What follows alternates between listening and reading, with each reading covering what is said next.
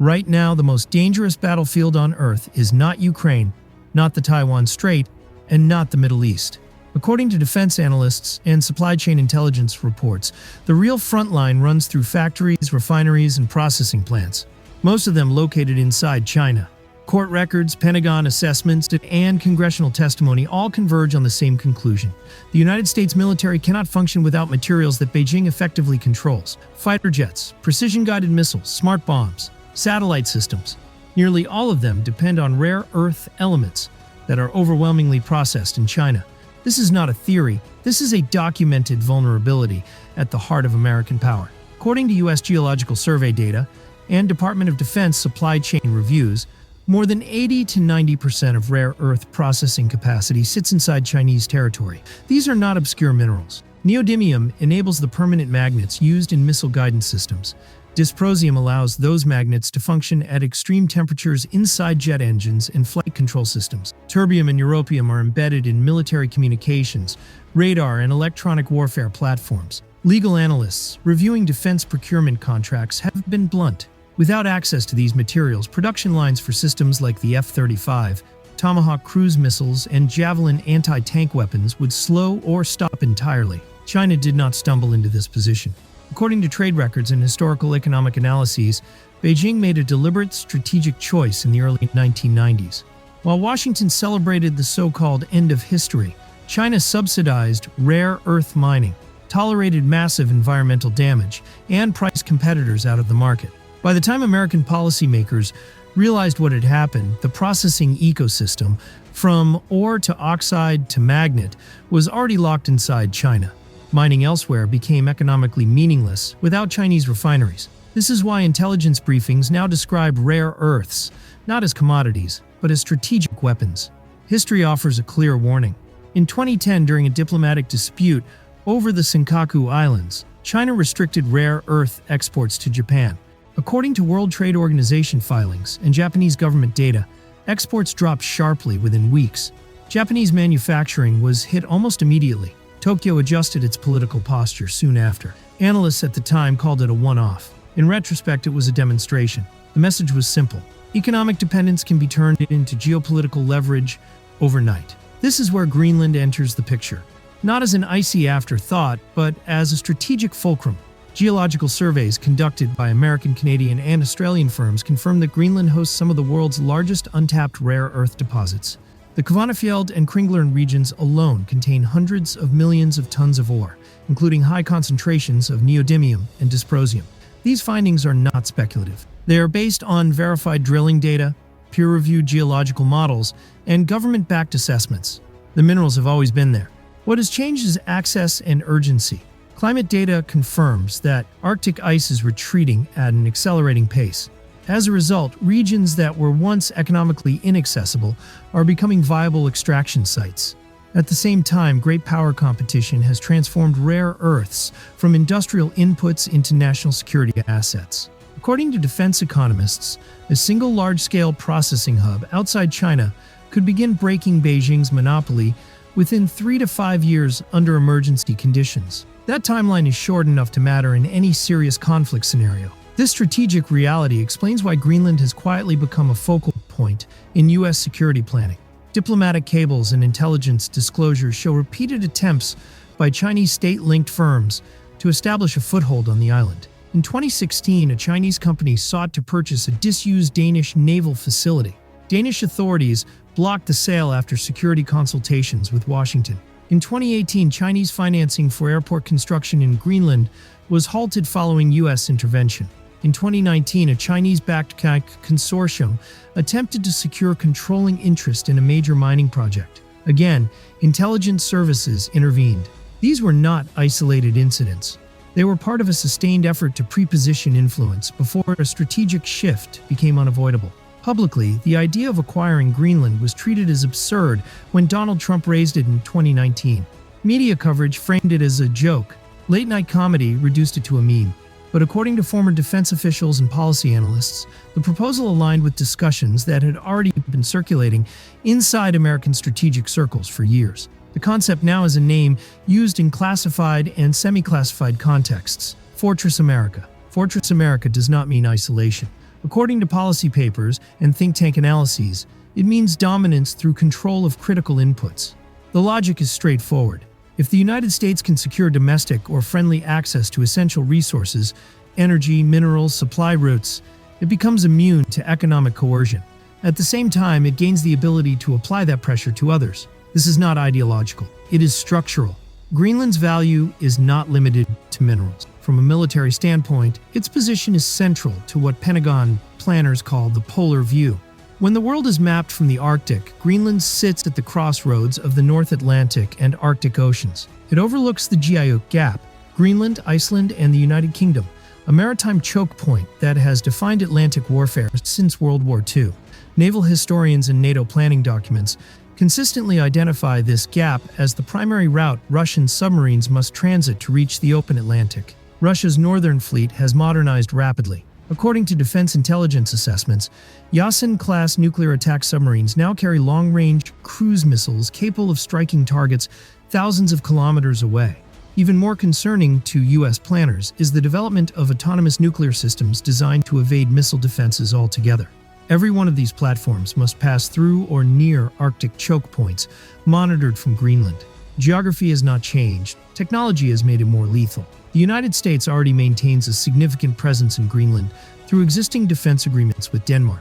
Thule Air Base, now Pituffik Space Base, hosts early warning radar, satellite tracking systems, and infrastructure critical to missile defense. But military analysts argue that access is not the same as control. Expanding sensor network, deploying anti-submarine assets, and building permanent processing facilities all take time when governed by negotiated permissions. Sovereignty eliminates delay. Permanence eliminates uncertainty. This distinction between access and ownership is central to the current debate. Legal scholars note that defense agreements can be amended, restricted, or revoked by future governments. Territory cannot. From this perspective, Trump's interest in Greenland is not about the next election cycle. It is about locking in strategic advantages for decades, if not a century. Recent actions elsewhere reinforce this interpretation. According to court documents and official statements, U.S. forces captured Venezuelan President Nicolas Maduro in early 2026 during a rapid operation. He now faces criminal charges in the United States. Almost immediately, oil contracts in Venezuela began shifting away from Chinese and Russian interests toward American firms. Venezuela holds the world's largest proven oil reserves. Under previous arrangements, a significant portion of that output flowed to China as repayment for loans and strategic partnerships. Energy analysts point out that China's greatest vulnerability is not military but economic. The country imports more than 70% of its oil. Much of it comes from regions where American power, economic, diplomatic, or military, can still be brought to bear. When viewed alongside U.S. actions in Iran and Venezuela, Greenland begins to look less like an anomaly and more like a missing piece in a broader resource control strategy. This is the architecture of Fortress America taking shape. Break China's mineral leverage, disrupt its energy lifelines, secure supply chains under U.S. control or influence. According to strategic studies, such a posture would allow Washington to sustain economic and military pressure indefinitely while remaining insulated from retaliation. But this strategy carries consequences. When a superpower openly discusses acquiring allied territory, it sends a signal. International relations scholars warn that norms are not enforced by words but by behavior. If borders can be redrawn through power, others will follow the same logic. Analysts in Moscow and Beijing are watching closely. The post-World War II order rested on the assumption that great powers would not openly seize territory. That assumption is now under strain. The Arctic itself magnifies the stakes. Climate scientists confirm it is warming several times faster than the global average. Shipping lanes once blocked by ice are projected to become viable year-round within decades. Resources locked beneath ice for millions of years are becoming accessible. Control of the Arctic is no longer theoretical. It is emerging as a defining contest of the 21st century. Donald Trump's methods are confrontational.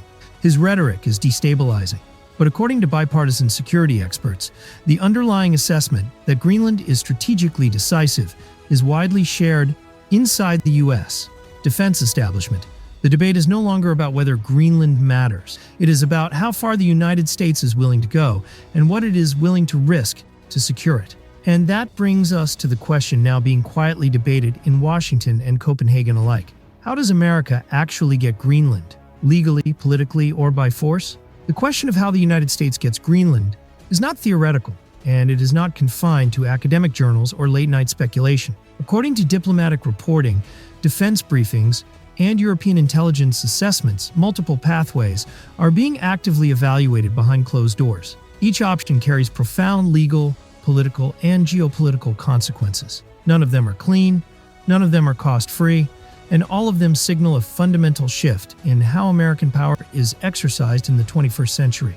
The first scenario under serious discussion is a long-term lease arrangement. Legal analysts draw direct comparisons to Britain's 99-year lease of Hong Kong's new territory. Under this model, Denmark would retain nominal sovereignty, but the United States would exercise full administrative, military, and economic control over Greenland for nearly a century.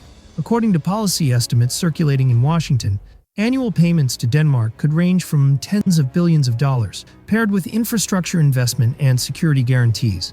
On paper, this avoids the politically toxic image of selling territory. In practice, it amounts to a transfer of power in everything but name. European diplomats privately acknowledge the problem. Leases of this magnitude are sovereignty in all but legal fiction, and everyone involved would understand that reality immediately. The second scenario is viewed by many strategists as more elegant and less explosive: accelerated independence followed by association. Greenland has had an autonomous government for years, and polling data from 2024 and 2025 shows growing support for full independence from Denmark. Legal experts note that Denmark already has a constitutional mechanism allowing Greenlanders to vote on sovereignty. Under this pathway, Copenhagen authorizes a binding referendum. Greenland becomes an independent state. Then, almost immediately, it signs a compact of free association with the United States, similar to agreements Washington maintains with Pacific Island nations. Under such compacts, the associated state controls internal governance, while the United States assumes responsibility for defense, foreign policy, and strategic resource coordination. According to international law scholars, this would give Washington effective control over military basing and mineral extraction without formally annexing territory. From a public relations standpoint, it is nearly perfect. Greenlanders get independence. Denmark avoids humiliation. The United States secures long-term strategic access. But intelligence assessments flag a critical uncertainty: Greenlandic public opinion. Statements from Greenland's leadership have made clear that independence is not synonymous with submission. Replacing Danish oversight with American dominance may not be politically acceptable on the island. The third scenario is the one European planners fear most, and the one that rarely appears in public discussion: unilateral security intervention. Defense analysts outline how this would unfold. Washington declares an imminent threat to Greenland, citing increased Chinese mining interest, Russian naval activity, or intelligence about hostile infrastructure development. U.S. forces deploy rapidly to protect critical sites, airports, ports, and existing military facilities. Within days, American troops establish a physical presence across key locations. Denmark is then confronted with an impossible choice: resist a NATO ally militarily or accept a fait accompli. According to European Union legal advisors, such an action would effectively end NATO as it currently exists. European leaders have not been subtle about their alarm. Public statements from French and German officials emphasize that military action against Allied territory would nullify the alliance's foundational principles. Article 5, the Collective Defense Clause, would become meaningless if the threat came from within. American officials, however, have countered privately with a cold calculation. NATO's dependence on U.S. power far exceeds America's dependence on NATO. This is not ideological bravado. It is a balance of capabilities argument grounded in defense spending, force projection, and logistics. What makes this moment uniquely dangerous is precedent. In early 2026, U.S. forces seized a sitting foreign head of state in Venezuela, and it transferred him to American custody. According to court filings and official statements, the operation was justified under drug trafficking statutes and national security authorities. Regardless of the legal arguments, the signal was unmistakable. The United States demonstrated a willingness to use direct force to restructure resource flows. Venezuelan oil, once heavily tied to Chinese and Russian interests, began shifting toward American companies almost immediately. Analysts describe it as regime change without pretense. This matters because international order is shaped less by treaties than by behavior. When Washington crosses lines it once condemned, it rewrites the rule book for everyone else. Russian strategists have openly noted the parallels with Crimea. Chinese analysts draw similar conclusions regarding Taiwan. The logic is brutally simple. If power determines legitimacy, then restraint becomes irrational. Former advisors in Moscow have said outright that international law is now secondary to force. This is not propaganda, it is strategic interpretation. Greenland, therefore, is not just about minerals or submarines. It is about the transformation of global norms. For decades after 1945, the international system operated on an implicit bargain. Borders would not be changed by force among major powers, and in return, economic integration and stability would prevail. That order was always imperfect, but it endured because its guarantor, the United States, largely abided by it. According to international relations scholars, that restraint is now eroding. The Arctic accelerates this breakdown. Climate models confirm that Arctic sea ice is retreating at a rate unmatched anywhere else on Earth. Shipping lanes through the Northwest Passage and Northern Sea Route are becoming commercially viable. According to maritime authorities, routes that once took weeks around traditional choke points can be cut dramatically through polar waters. Control over these lanes translates directly into economic and military advantage. At the same time, geological surveys show that vast reserves of oil, gas, and minerals lie beneath melting ice. The Arctic is no longer a frontier, it is a prize. Greenland sits at the center of this transformation. It commands access to emerging sea routes. It anchors surveillance of missile trajectories between North America and Eurasia. It hosts resources essential to modern warfare and green energy alike. Defense planners describe it as a convergence point, where geography, geology, and technology collide. From this perspective, ignoring Greenland would be strategic malpractice. Yet the cost of securing it may be catastrophic. European unity is already under strain from war in Ukraine, energy shocks, and political fragmentation. An American move perceived as coercive or imperial would fracture trust irreparably. Smaller states would reassess their security assumption. Neutral powers would hedge. Adversaries would accelerate their own territorial ambitions. According to strategic risk assessments, the likelihood of miscalculation would rise sharply in every theater, from Eastern Europe to East Asia. Donald Trump's supporters argue that this is precisely the point. Fortress America is not about preserving the old order. It is about surviving the collapse of that order. In a world where supply chains are weaponized and interdependence is exploited, self-sufficiency becomes power. Control becomes security. From this viewpoint, alliances are tools, not obligations. Morality is subordinate to survival. History, they argue, rewards those who act before constraints tighten. Critics counter that this logic guarantees perpetual instability. If every great power seeks autarky through domination, cooperation becomes impossible. Economic warfare escalates into kinetic conflict. Resource competition turns zero-sum, the very technologies meant to deter war. Precision weapons, global surveillance, integrated logistics make escalation faster and deadlier. According to conflict analysts, the margin for error is shrinking, not expanding. What is undeniable is that Greenland has become a litmus test.